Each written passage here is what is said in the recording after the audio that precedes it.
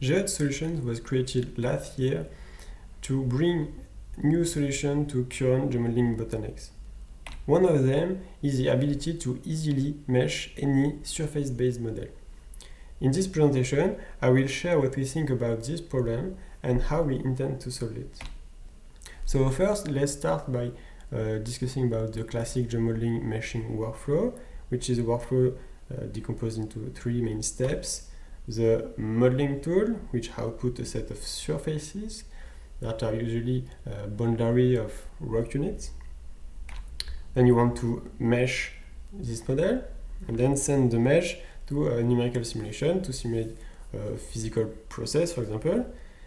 If we start to focus on the meshing tool, on the meshing step, we can see that there is a lot of meshing tools that exist. And the first question is, why there is so many meshing tools? The reason is because each one focuses on different goals and applications. For example, you can have one meshing tool that focuses on specific mesh element type that it can output, like hexahedron or tetrahedron. You can have some meshing tool that can guarantee some mesh qualities, some performances, some robustness, or something else. Usually, if you want to make a choice to how they perform or which one you want to use, you compare their features by starting from the same input data. In this case, it's data from the Fractory, and you want to apply the same problem. In this case, we want an adaptive surface remeshing, where we have a constant small mesh size at the fracture intersections, a constant large mesh size anywhere else, a smooth relation between the two, and we want the triangles to be as equilateral as possible. And if we apply several meshing tools to the same problem, we get different outputs, and then you want to choose which one is the best. You need to compare some metrics. So, for example, you can choose the edge length and see if the two given mesh sizes can be seen in the result.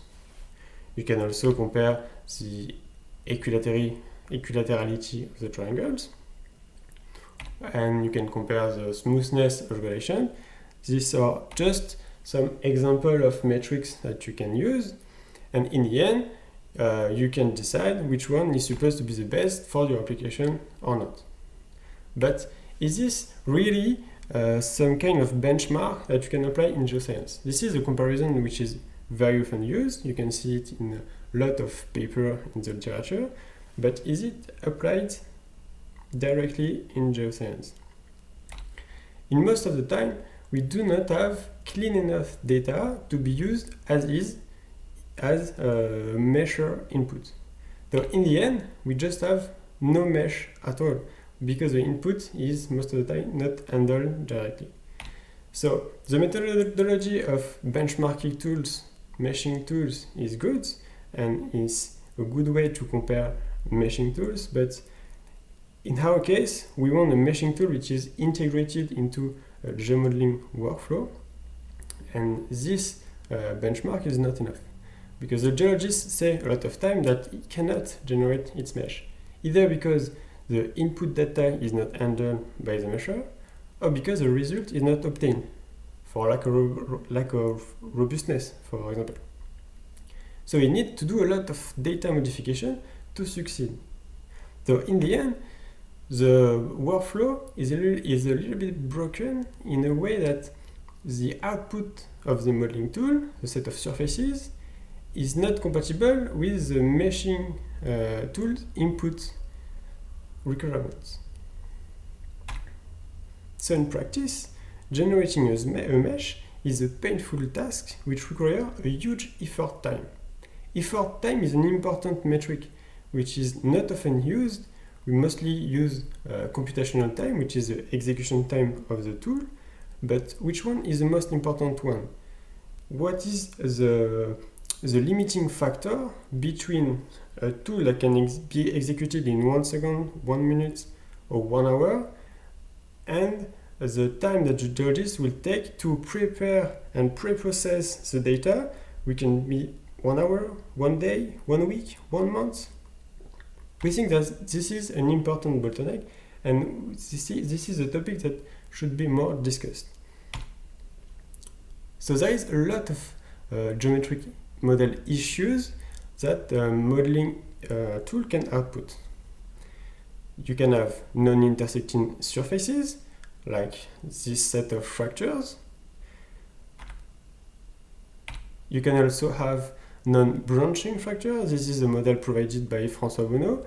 And on this model, if you zoom very, very closely, you can see that fractures do not connect between each other.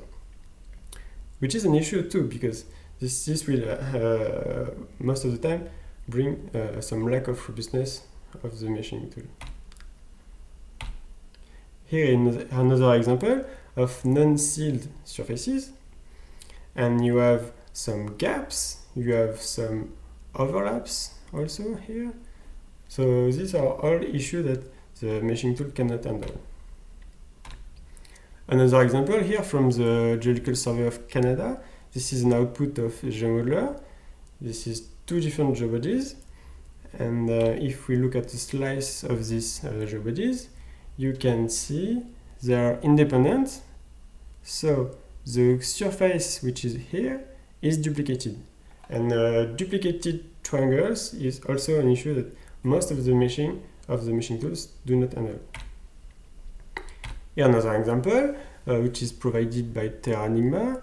It's from GEMPI, and you can see that there is 3 border horizon. So horizon do not connect with the fault. So here again there is a gap. All these examples are completely valid in the way that the modeling tool did its job. It did model fracture, it did model horizon, fault. There is no issue about that, but it's not enough to be used as is in a measure input. Because the input meshing requirements are a little bit trickier. It needs watertight rock volumes bounded by conformal geometry. So each volume should be really independent in terms of its geometry.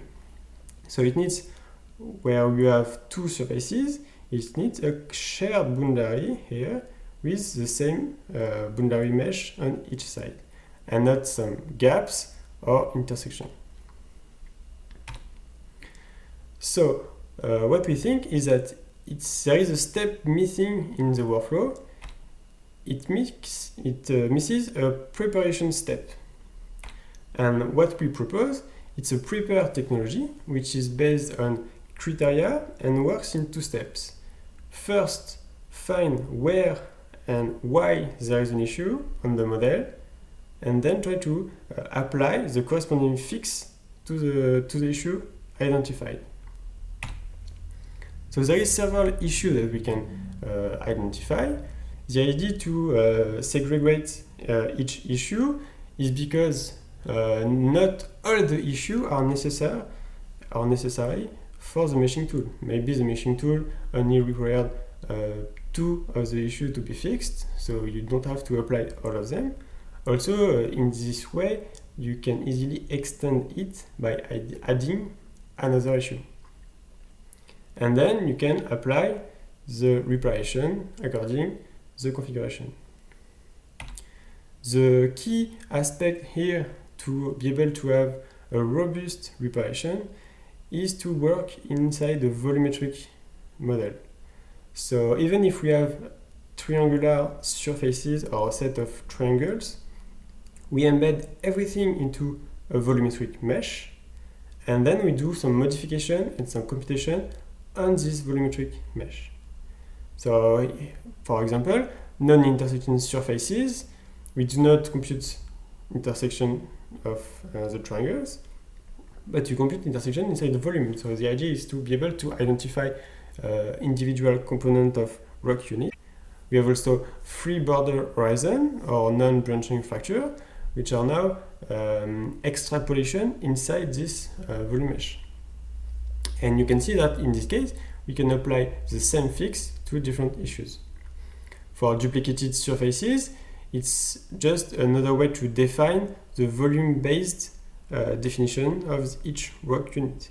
Each rock unit is defined by its surfaces, its boundary surfaces, no matter if they are duplicated or not. If you only look at what is inside, you have no issue.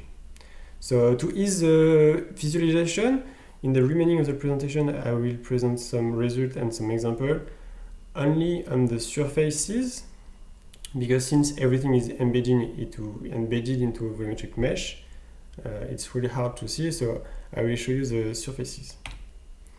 Here, a first example for non-intersecting surfaces. You can see the initial configuration with a set of fractures. We want to identify where there is a non-intersection, and then modifying the volumetric mesh accordingly to create this contact between the different fractures. And then we can remesh the surfaces. Here another example for unconformity, which is a little bit trickier than intersection because the surface do not intersect really. They are just touching and not touching correctly according to the geometric conformity. So here we want to detect it, and then same way modify the surfaces and then remesh them. Another example for gaps, we have a surface, a gray surface, which is stopping inside the volume. Here, since we are working already inside the volume, it's really easy for us to detect that the surface is lying inside the volume, and then we can extrapolate or project the surface. Here again, it's easier since we have a volume, so we already have the volumetric discretization to compute some extrapolation techniques to project the surface. And in the end, we want to remesh it. So here are some examples combining several criteria and on a larger model. Here is a 2D model. I mostly talked about 3D, but it's also working on 2D. So we have three individual surfaces, and you can see gaps and overlaps. And in the end, we're able to recover a fully sealed model. Since it's in 2D, I can show you what we do in more details, because we do not embed all the surfaces inside the volume, but inside a single triangular surface. So here is a full surface. We added the three patches inside this surface, and then you can see that we have everything is meshed, the overlap and the gaps, everything is meshed, and using this surface we can modify it, and easily we can have a way to more robustly modify everything, the topology and the geometry, so we can output the repair data. Another result of the discrete fracture network. Here is the input data. We embed everything into a volume, and we add all the intersection and modify the volumetric mesh accordingly. You can see that the mesh of the surface is heavily modified, but the geometry remains the same. We only modify locally the geometry where we find an issue and you need to apply a fix. And in the end, we can repair this remesh this repair data. So we are able to remesh the data that at the beginning are not meshable directly.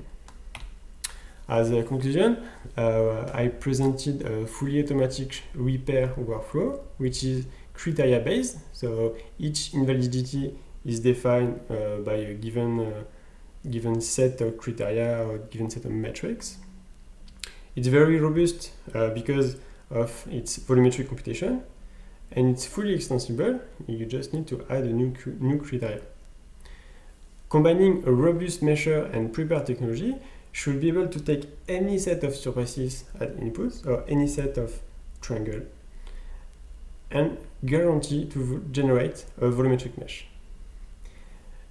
But this guarantee is maybe not enough, so we can also open the way to simplification workflow using new criteria to get rid of small or non-relevant feature for numerical simulation, or also maybe try to compute some multi-resolution or multi-scale structural models. I would like to thank all the people that provided some data on which we are able to test our technology. If you have some data that you want to share, do not hesitate to contact us. Thank you.